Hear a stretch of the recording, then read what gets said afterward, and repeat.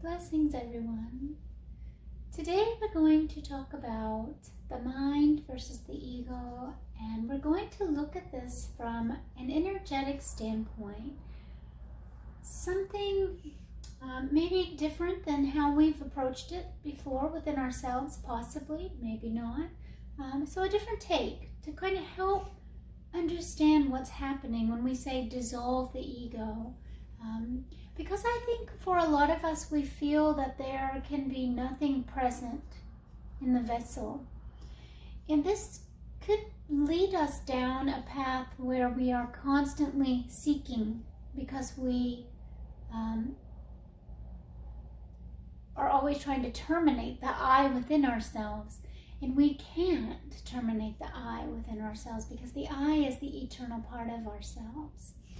So let's talk a little bit about the ego and the mind and how it works. This is the human brain. So here we have this biological computer. You know, this is really what we could call ourselves, is we are a biological computer. So light is traveling through our vessel, creating a reality. And it starts here in the mind. This is the processor. This is the part of ourselves that really allows us to interpret the experience here in the physical world that we live in. So when we are born, we come into the world with a clean slate. So this could be like a computer that hasn't been programmed. Our light in our DNA carries codes, and those codes speak to the hologram and tell our reality what to manifest in order to create an experience that's going to give us a personality, and it's also going to create our ego. This is our separate self, and this separate self forms in our current world because of the way that we are taught. In the future of humanity, the separate self won't form. And so the ego will not be what it is today. So let's look at it again. This is a blank canvas, right? This is our brain when we first are born. Within our DNA, there's codes that are going to tell our consciousness what reality to have, what kind of life we're going to have. You know, are we going to be, a drug addict, or are we going to be a news broadcaster, or, are we going to become a priest? Are we going to have abuse in our childhood? Are we going to have a loving childhood? Are we going to, have sexual experiences that are one way or another way in our life or adolescence? Are we going to be born with parents that love us or parents that don't know how to love us? Are they going to die while we are young? Are they going to live old? All of these parameters, you could say, are codes. They're codes within our DNA that is going to speak to the hologram, that is going to give us the reality that we as consciousness have chosen in order to evolve us from where we were at our incarnation. So these are bringing us our lessons, if you will, in our lifetime that are going to help us evolve our consciousness. As we progress through our life, we are going to have these experiences, and they are going to program our mind. So if this is our brain here, right? We are using just this frontal portion as a human for the most part. And what happens is we have experiences in our life. For instance, if we are a child very young and our parents die, that's going to cut a really deep program in there of loss. And this could create fear of loss within our life. Fear of being alone, fear of being abandoned. And then subsequent programs will come off of that, because as we get older in our relationships, we may start pushing away the members of our intimate partner because we don't want them to abandon us. So we'll smother them or we'll push them away. And these are programs that are coming off this core program that happened. And this is forming in our part of our ego. So this stuff is happening subconsciously. We're not even aware of it because these programs are formed. And so this is what is creating our ego. It's not the sense of I that is the ego, okay? When we tack on an identity to the I, that is part of the ego. And that comes also from the programming. So the ego is programming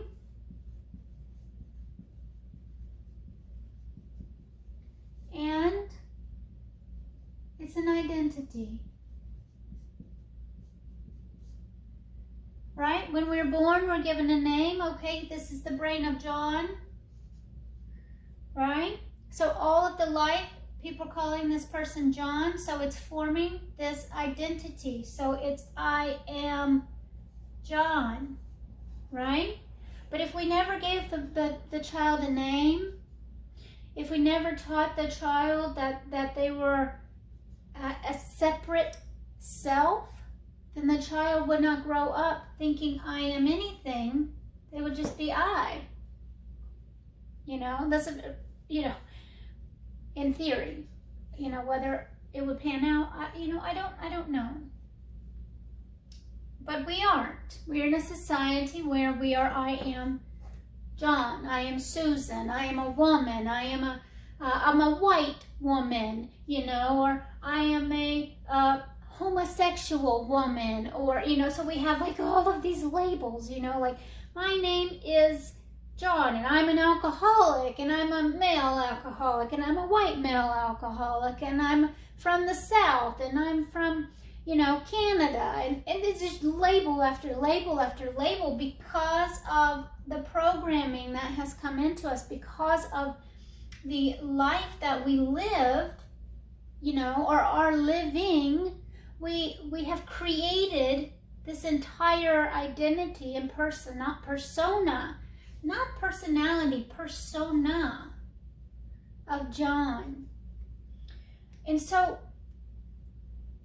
when we awaken to, oh, okay, I'm not John the human, I'm John the soul. Or maybe we get a soul name. And so we change from I am John to I am soul, like I am Rainbow Bright, that's my soul name, okay? But the ego is still embedded in this programming. So just because we said I am John is gone, doesn't mean that I am John is really gone. Because we have all of this programming, right? So we're going back to the instance where the child's parents died when the child was an infant. And so this child has to go all the way back in their childhood before their parents died to feel the innocence of not being abandoned in order to clear this programming. But in order to do that, they might work on this relationship programming first. Or maybe they have children and they're smother their kids, because they don't want them to ever feel abandoned because they felt abandoned. So that's this other sub-program. And it has to be cleared. And they have to stop smothering their children, And then finally, that when you see the root, this is the root. that's created all these other programs on top of it. When you rip out the root, you get to the purity, the innocence. Sometimes it takes a lot. We have to continually purify. And as we raise our frequency more and more, we keep coming into this programming. So we will see in our ascension that this one program has caused all these sub-programs. This is what creates our ego, because that's creating the I that's I am abandoned. And I am abandoned, I'm a fear, I'm afraid of being abandoned. So that's the separate self, and the separate self says, I'm going to protect myself by what? Smothering my children. I'm going to protect myself by pushing away my partners. I'm going to protect myself by never dating or never getting close to anyone, never letting anyone in, this sort of thing. So there's all these different ways, depending on how we're coded, that the reality is going to manifest. That's going to help create the programming in our mind that creates our ego. So when we begin our ascension, we are beginning to dissolve the ego. Well, dissolving the ego means that we're purifying this part of our brain. We're purifying that programming so that when the energy comes through this part of our brain, there's no programming.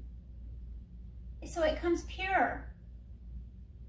When we see our kids, we see the one, we see love. We only experience love. We don't experience this emotion of smothering. You see? We have no more fear of being abandoned. But it might have come in stages. So the first stage was, as we're smothering our child, we see that within ourselves, and we get a reality where we're tested and we don't smother the child. Next, okay, so we cleared that. And then we keep going until we can come to that root. Remember, you have to get to the root. And there's like all these sub-programs that are coming from those root. And this is what creates our ego. People aren't mean because that's their true nature. You say, why is that guy so angry or that woman so angry all the time? Well, anger is fear masked. But you say that's an angry person, that their ego, because they're in a protective, something happened to them. They were treated bad. They saw a, murder or, violence as a child. And so this created this programming. And so I'm going to be a jerk to you so you can't hurt me. Because when I was younger, someone hurt me. And I realized that if I became a bully and I hurt other people, then they couldn't hurt me. And so this is where the ego programming comes from. And so we are, through ascension, we're not dissolving the mind. We're dissolving the ego. And the ego is simply programs in the mind. I'm programmed to believe I am John. I'm programmed to believe that someone's going to hurt me. And so I'm going to push them away because I'm afraid of being alone. I'm programmed to be a jerk because, whenever I was a kid, this happened, etc., etc. Or, maybe I'm not. Or I'm programmed to shop all the time because when I was a kid, that's all the commercials did. And that's what my mom did. And so I'm a consumer. And I consume all the time. That's part of my ego. I'm a consumer, And then, let's say we're moving up a level. Now I'm a soul. Oh, I'm not just a soul. I'm a goddess. So now I've reprogrammed myself. I'm a goddess. Well, this is another identity. This is falling under ego. This is our spiritual ego. Okay, we just one-upped ourselves. We said, oh, I'm not this, I'm this, so now I'm a goddess. Well, guess what? If you're a goddess, you can't be a god. You can't be all of it. because you're separating yourself out as the feminine, right? So we love to play this goddess role within the spiritual community.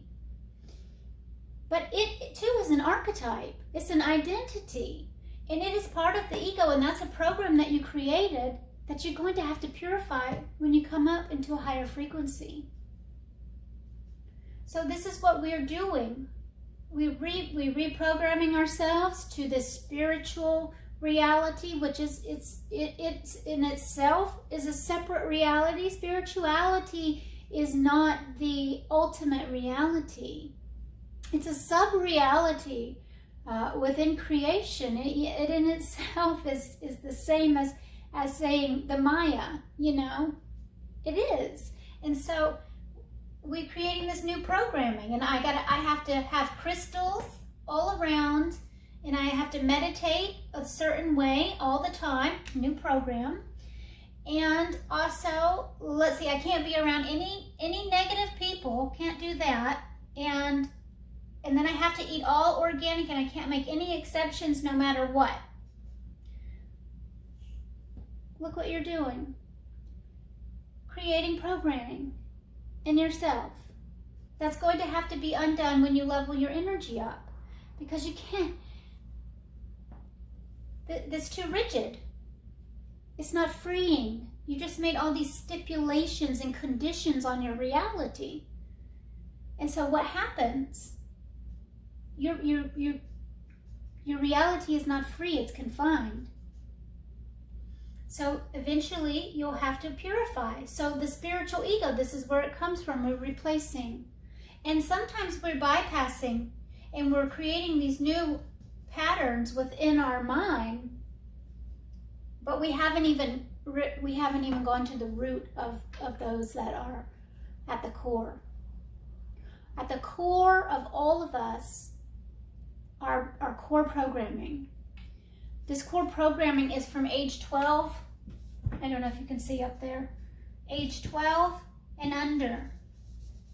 This is where our core programming is done. By the age 12, it's over. Whatever has happened to us has set major rooted programs that are going to affect us for the rest of our life, unless we are given help, you know, at a young age. Maybe something happened to us and we go through therapy or something, and that helps us.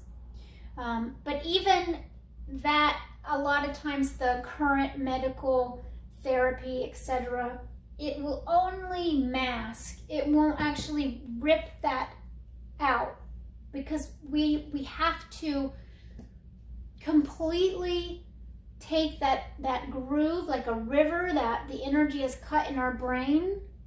We have to completely heal that and cut a new path.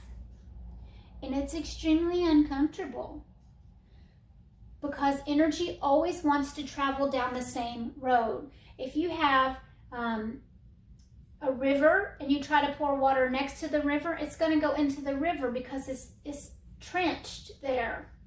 That's how energy is. It's going to keep wanting to go down that trench, that pattern in our brain, that groove, until we can, no, we have to stand up to it with the I, the boss of the mind, right? And we have to say no. Like, okay, for instance, say that we always eat chocolate pie every day. And we have to break it. Well, when it comes chocolate pie time, we have to be strong enough to say no. So we take that energy that's going, I want chocolate pie time, and we have to put a block. And then we have to say, no, we're running it down here. Oh, chocolate pie every day is really bad for me. You know what? I'm going to feel so much better when the pie doesn't rule me, you see? The pie's in control of me, and I'm not free because I'm a damn slave to the pie. You see? So this is how we have to take the energy and reroute it. These sort of things. Guys, this is what the ego is, and this is what the spiritual ego is. Spiritual ego, so now we're not a soul, now we're We're a galactic being from Lyra.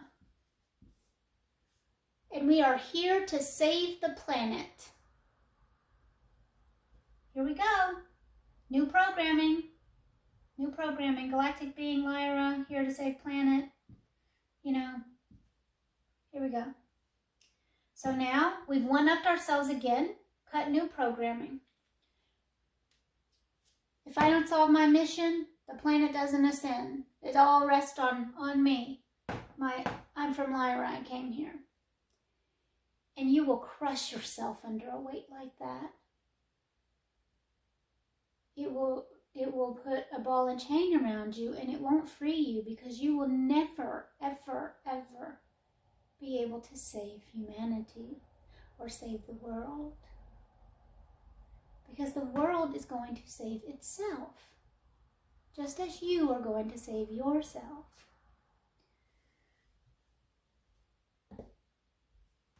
The mind is where the ego is.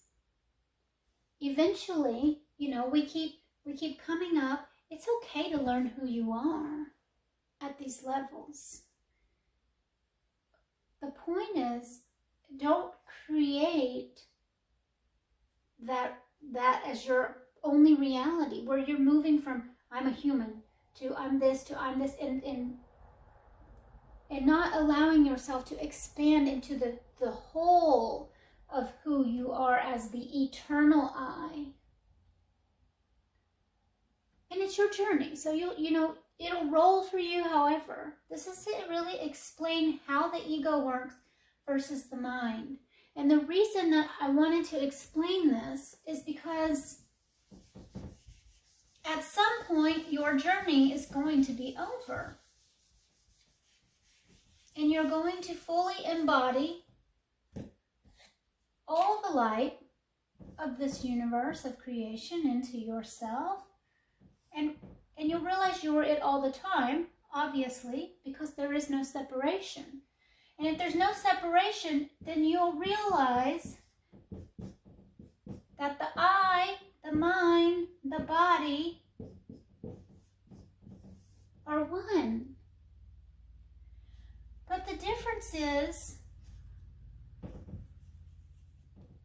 your mind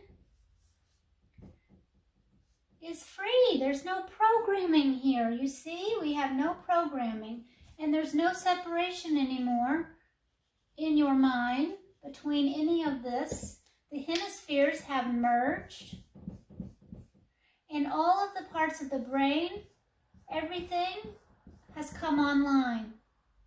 Because through ascension, all these other parts come online, and your hearing changes, your sight changes, your ability to communicate with off-planet beings comes on, your ability to communicate and see things depending on how you're coded. So you may, like this, at this stage in my journey, there's no one here. I don't see anything. Everything comes from inside as the one, because I've completely unified everything. But you may, depending on your journey, you might have guides, that you talk to, that help you. I mean, during my soul consciousness, I had guides. After that, I've been on my own. So there's guides. Maybe you have councils that you speak with. And,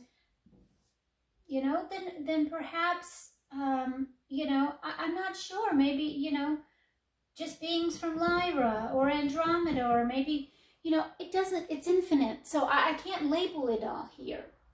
But your ability to communicate to consciousness of these frequencies comes online on these other parts of the mind.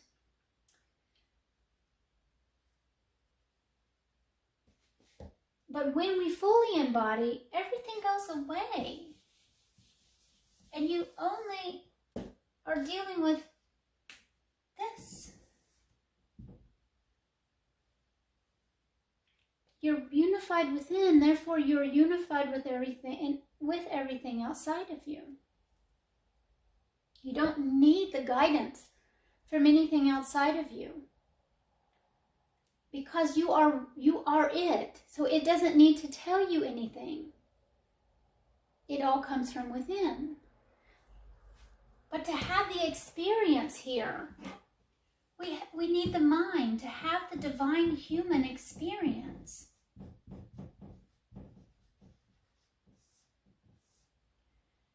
This physical experience of being the creator in these vessels. It doesn't mean that you're using your mind 24/7. You know, there's times where we go offline, and when we go offline, you're just off. It's off. And you just allow, you know, a lot of times this is where the consciousness is expanding and we're being shown new things, and then we take that expansion and we ground it in after we come back online, and we use the mind to understand what we were expanded, the light we expanded into, and the things that were shown to us. And we use our gifts, our divine gifts, and you know, like all of this is lighting up back here in consciousness. It's like you can feel it when there's this, like if I'm opening something and commanding something, this whole part is just lit up, and this whole voice changes. And so the mind is a very beautiful tool to have. It allows us to take in from the senses, the 5 senses, the data from the hologram, the taste, the touch, the smell, the sight. And this also can change based on our frequency, but we need the mind to interpret the data. The mind decodes the light so that we can understand it in this physical realm. That's why it's important that we purify, you know, all that programming. That was the ego. And the new programming that we can get along our ascension, as we saw. You know, we wanted to be the goddess. We wanted to be the galactic being. We wanted to be the mother god. And I will tell you from my own experience, this is very real. And we experience it. And, you know, we have to. Because if I'm to believe that I am the eternal I, and I created the entire cosmos, and everything that exists is me, then I most certainly have to believe I'm a soul, or a galactic being, or God, in order to take on this role, right? So it's a stage, it's stepping. I mean, you go to a human on the street and you say, hey, you know, guess what? You created the cosmos. They're going to look at you and tell you you're crazy. They don't want that kind of responsibility, first of all. And if you go and tell someone that they're God or that you're God that has no idea, they're going to lock you up, right? So that's why, I mean, and your ego might say, okay, I'm God because I read it in a book. I read it in, you know, the Yoga Sutras or whatever, so I can conceptually understand it. But underneath that, there's a program, and it's a program from your childhood. It's a program from our society that says you can't be God. You have to fear God, or you can't, you know, and so that is a little seed of doubt. Is a little seed of doubt, and we all have it.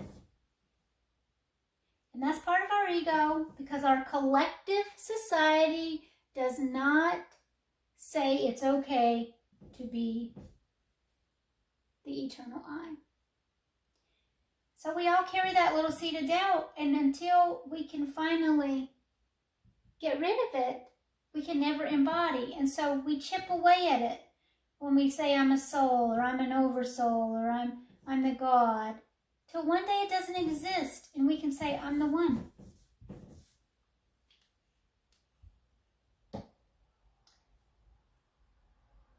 And so this is how the mind and the ego works. You're never, ever going to completely go away. We will, use the mind to have the divine human experience, but we use it in a different way. Because we are becoming more and more tuned to the fact that we're energy, we are going to use the sensation of feeling the energy more than thinking, to using the mind to decode it into a tangible thought. So for instance, I won't have to ask you what's wrong. I will feel you, and because of the vibration that I feel from you, I will know what's wrong with you. And so this is going to create a very truthful society, a very transparent society, because when we learn to feel the energy, then we are not going to have to communicate as much, but we are also not going to be able to lie to each other. You know, when you ask your friend, are you okay? Yeah, I'm all right. That won't work anymore, because you'll be able to feel it and you'll go, I know I'm feeling grief. What happened? Or someone died. You will be so tuned to the energy because you're so pure. You see, you don't have all these thoughts junking it up, trying to channel it into something that's already, that you can label it. It's gone. So when you feel the purity of the energy, and you can tell what it is, because you're not trying to channel it down that. So the whole experience of dissolving the ego is a purification of the neural pathways of the brain. And I will tell you that to completely purify it is a lot of work, and it takes time. So you're not going to hit this stage, all at once. Because not only does it purify from your mind, but it's in your bones, it's in your cells, it's in your skin, it's everywhere, this energy. And as you're purifying, your physical vessel is purifying too. And it takes time. You can't do it all at once. The body won't be able to handle it. And those of us that had an accelerated ascension can tell you, when it's accelerated, it's extremely painful. I mean, really. So it's going to happen gradually, so that it can be a good experience. And this is the mind versus the ego. I just lost my train of thought, so I'm sorry about that. And that's the thing. I mean, your mind is like, I mean, you use it differently. But I think what I was going to say was that sometimes you'll see an old program pop up. Like I'm talking to you right now, I can see everything happening in my mind. I can see energy moving in my mind, and I can always see when something wants to come up, an old program. And in that moment, you just pull it out. You just squash it down. But you get to that point where you can see it. But I'm not separate of it. You see, it's all energy. Energy is running, from the source. This is our diamond solar heart, through the body, through the mind. And when it's going through a pure mind, then you get the experience of oneness, of love, of feeling exactly what is there. So that's why no one can hide from you. Very close member of my family doesn't like to come around me so much because she can't hide who she is, and she knows that I see it. But I never say anything because it's not for me to say. But that person knows, that I can see everything. And so it's uncomfortable. But that's the way our society is going. You won't be able to hide. And so this is part of the purification. And once we're purified like this, then we're not trying to run energy down old channels so we can see our reality exactly as it is without what we call that projecting onto our reality. We can see our reality as it is. So enough about the mind and the ego. I think that this should be a pretty good explanation, making sure that we always understand creation, light, right? The manifested cosmos, consciousness manifests as light in the manifested cosmos, and light is energy. And so everything is energy, which means that the ego is energy. So all we have to do if we want to dissolve the ego is purify the energy that's creating the ego. Our personality is going to remain similar to what it was our whole life because there are things that shaped that part of ourselves. But we tend to, we change a lot through ascension, you know. I used to love to dance, but I find it difficult to catch a groove now because the energy, there's not all these emotions flying out of me that I'm trying to get rid of. So when I try to dance, it's just kind of, it is not the same. But, you know, that's what I'm saying. Things change because everything's energy. And we can embrace that and understand it and be compassionate with ourselves. Our reality is going to trigger the programming. You know, just because we're having a collective shift to New Earth doesn't mean that everything's going to get better. You're still going to have to go through breaking your own programming. And you can do it because your outside reality, if you're running that energy, those programs, it's going to manifest outside of you. And it's manifesting outside of you to teach you. So if you're coming up against uncomfortableness in your reality, then look at the triggers. If you keep a journal, you will find that these triggers run in cycles. They run in cycles. And so what helped me breaking programming was being able to go year over year, like 3 years in a row. I could read my journal and I was experiencing similar to the same thing. Maybe I leveled up, but it was all running on a core program. And once I could see the pattern, I was able to go into the mind and rip out that core pattern. So keeping a journal is a really good way to help you see yourself. And asking someone else's opinion is about worth nothing because most people are going to see you from their own programming. They're not, it's going to be, unless you can find a pure being that is purified, you know, that is not running this ego programming or even spiritual ego programming, which sometimes can be worse than the ego programming because they think they know how to fix you. But people are only seeing you from their programming. And so they're seeing you through distortion. So asking someone else isn't, you know, you can take it and then see how you feel about it, but always trust inside here. Because inside here is where you're going to find your answers. So journaling is a really good way of being able to see yourself. Month over month, year over year, day over day, to see those patterns, to find those behavioral patterns that are creating your reality, and they are coming off of these distortions.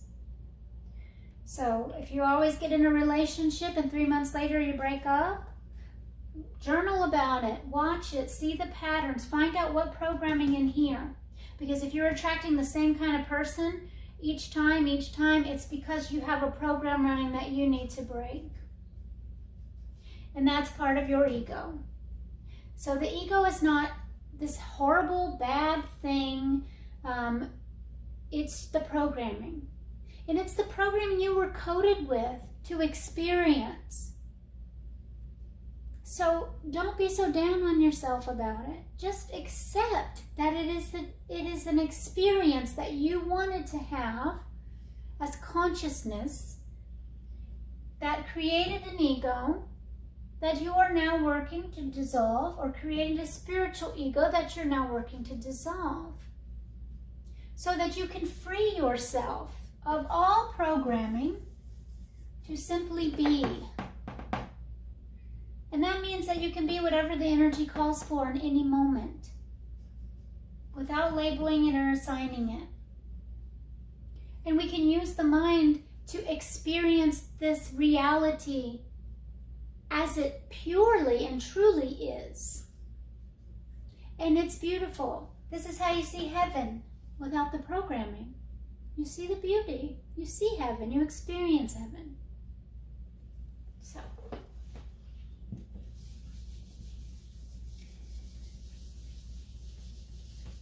that was the mind and the ego, and I think that might have rolled a little longer than I thought it was. There's a couple of other things I wanted to talk to you about today. The first is the frequency of 1. And we talked about this a little bit in the last video, the frequency of 1. And really the frequency of 1 is unconditional love. And the frequency of 1 is also the reality of 1. So there is a frequency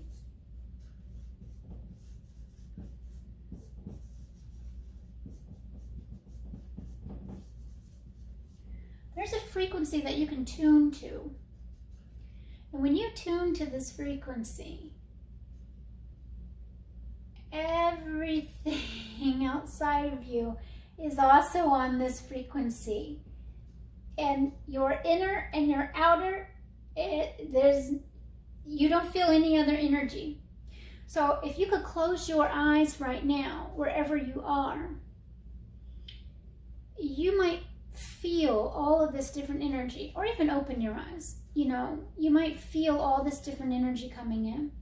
But when you tune to this frequency, everything tunes to it. And the outside, it's like it hasn't changed, but it has changed, because your inside dictates what you experience on the outside. And so this frequency of 1, or reality of 1, is unconditional love. Unconditional love means what? No matter what the conditions are outside of you, you're in a state of love. What?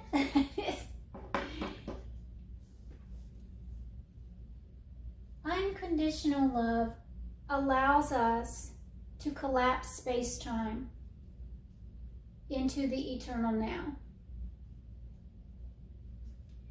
We live within the universal time matrix. This is a 12-dimensional time matrix that is our entire universe. If we want to experience no time, we go to 0 point. But if we're in 0 point, we are out of the matrix. If we're out of the matrix, we are in meditation, or we are in observer mode. Because we cannot experience the matrix, reality, the hologram, time, from this point. The eternal now is as close to 0 point consciousness as we can get while actively engaged within the hologram. Meaning, if I'm talking to you, I'm in the hologram. If I'm labeling anything, I'm in the hologram.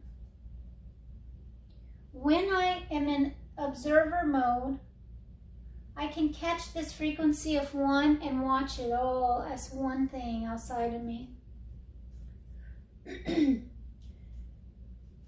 If I'm in the eternal now, I can catch this and live the reality of 1.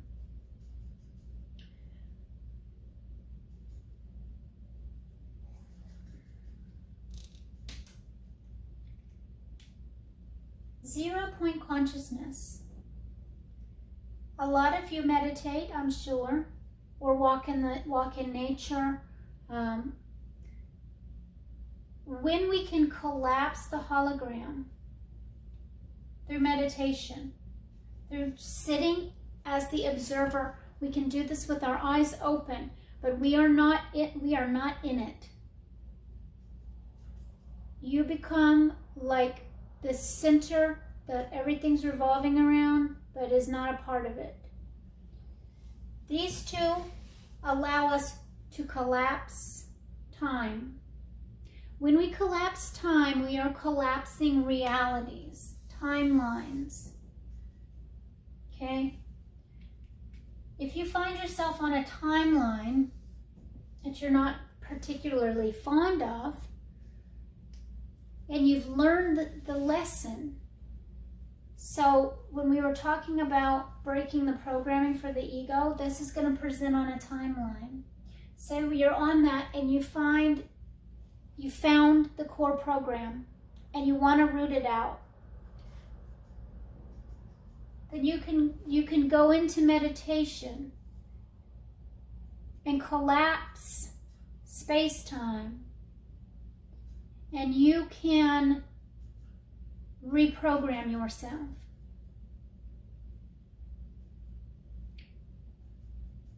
You can say it out loud. You can look in your mind, see a program, root it out, do it. You can do it visually with your mind. You can do it verbally. You can say it in your head,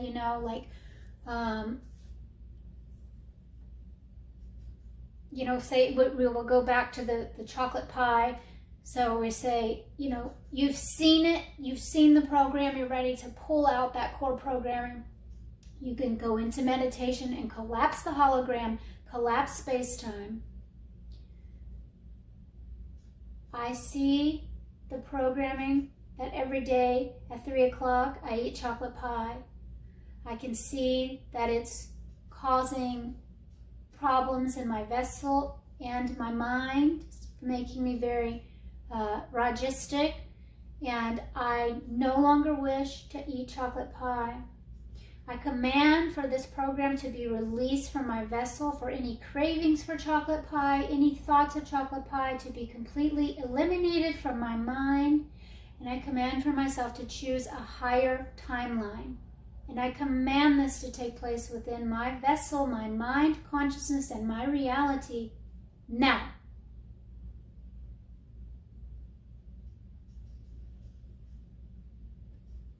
And you come back to the hologram.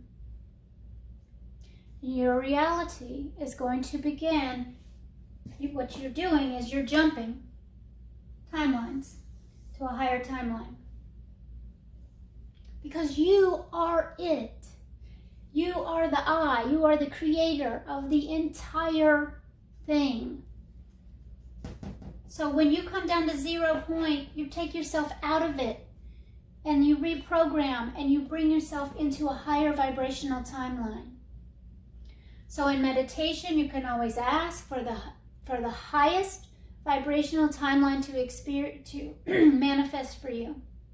And depending on what programming you have and what you need to ascend your timeline, it will align you to the timeline that's going to help you continue to evolve.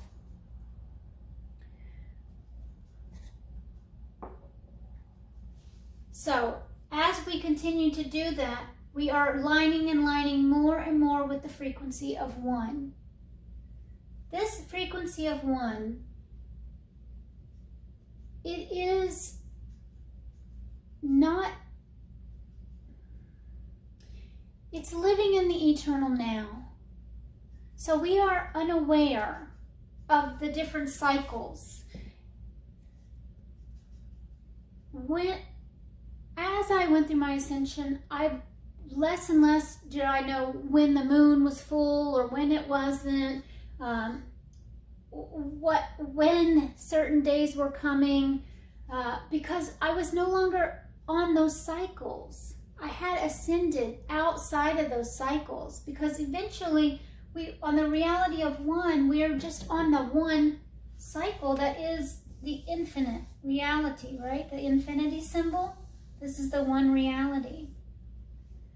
And this is where my consciousness resides most of the time. When I have to come into the collective and do things for the collective, I'm on the collective timeline. When I'm talking to you guys, when I'm writing on the website, this sort of thing, I'm on this timeline.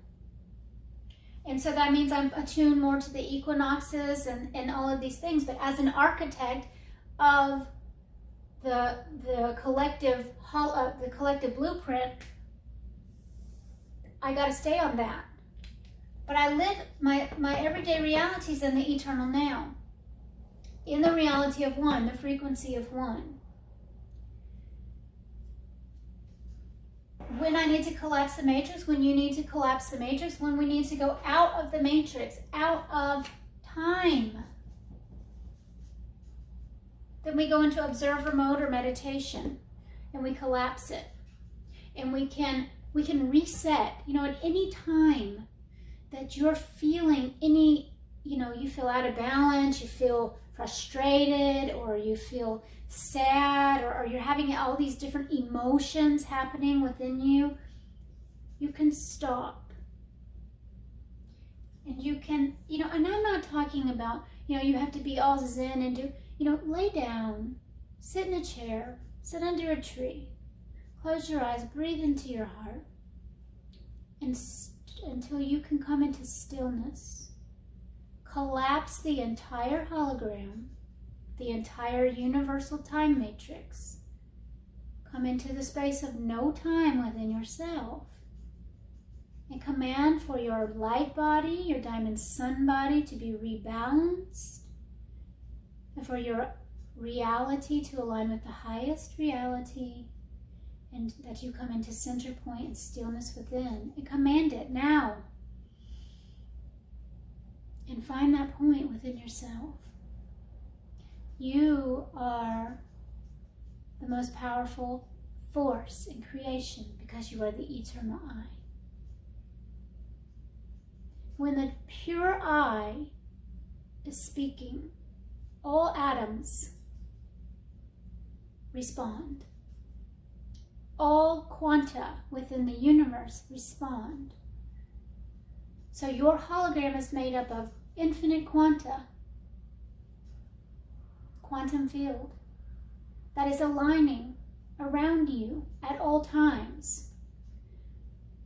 So you can collapse it at any time, and you can expand back out into it and see it different. You could be looking at the exact same thing. Look at someone and say to yourself, gosh, that person looks pretty bad today. And then look at that person and go, man, look at the divine shining. Look how beautiful. I love that person. And you watch the physical face of that person change like that. That's you changing the hologram because you have that power within you. So when you have a pure mind, like we talked about before, your ability to do this and to see things, it gives you that creator ability. It gives you the ability to stay on the frequency of one, in the reality of one, because you're not sending out all these other frequencies. You're present in the eternal now, in unconditional love, as the one. Within this whole reality, this is our whole universe. It's one reality that makes up our universe. One reality. Within it, infinite realities. Infinite of these cycles. Infinite cycles, these are timelines. Infinite time, right? We have infinite time within this thing. When we're experiencing it as one infinity, eternal now. No matter what, where we are right now. Here we are, eternal now. This is the only moment that exists, right now. When we don't want to experience time at all, we collapse it to 0 point. But that takes us out of the hologram. We're collapsing the hologram. Practice it. Collapse space-time. You can do it. You can do it. So, the cycles are living within time. When we're living in the reality of one, it's one cycle, which is infinity. And how do we get here? Unconditional love. And have you ever felt this? Yes. Think of a moment in your life where you experienced so much joy and love at one time. You collapsed everything. Nothing existed but that moment. You know, whether it was the birth of a child, or the first time you made love with someone, or the first time someone smiled at you, or whatever. It doesn't have to be a first time. I don't know why I always say first time, but just these moments in time that they, through unconditional love, they take you so out of time that you're in the eternal now. You're right, almost going to collapse the whole hologram. You're in such love and joy and bliss that you're one step away from just closing the whole show. And you feel that you are, nothing matters but this one moment, because you are everything. You've expanded so much. Your field has expanded so much, that's all you can see. You felt this. Nothing mattered but that moment in time. That's the eternal now. And through purification of the mind, right? Dissolving the ego is purification of the mind. Through purification of the mind, we are able to experience this. And when we need to change something in our reality, when we need to reset our energy, reset the hologram, because we are kind of getting off balance and we're spinning out here, and that separates us. Collapse it. Go into 0 point. Stop. I use the word meditation, but I could put the word stop. Stop and come in. The lower your frequency, the longer the meditation has to be to change this. Because the light vibrates slower, and it also isn't going to manifest as fast. But when you're here operating in unconditional love, or you're living the reality of one, you're vibrating high, you close your eyes and you want to change something, you open your eyes and it's changed. You want to manifest something, it comes fast, it comes quick. The higher your vibration, the higher your frequency, the faster you manifest it into the hologram. So this was quite a lot today. The mind, collapsing the entire hologram we call space-time. These are big concepts. But it's important to understand how energy works, and it's important to understand that you as the creator are the driver, the director of the hologram. So when you can purify the mind, and it's not these patterns and behaviors that are creating your hologram, but a purity, your pure true self is creating, you will find heaven around you, and you will understand that it's energy that creates everything. And in any moment, you can realign your energy just by stopping and going within and resetting. You have the power to create whatever reality you want to experience. Your words and your thoughts, everything you say or do drives the hologram. So you have to be fully conscious of how you speak, how you think, because these things will change, and the higher your frequency goes, the faster. So this is why we have to purify those thoughts, because when you're vibrating, in the higher dimensions and you think something, it's going to happen. And so, this is part of that purification. That's enough for today.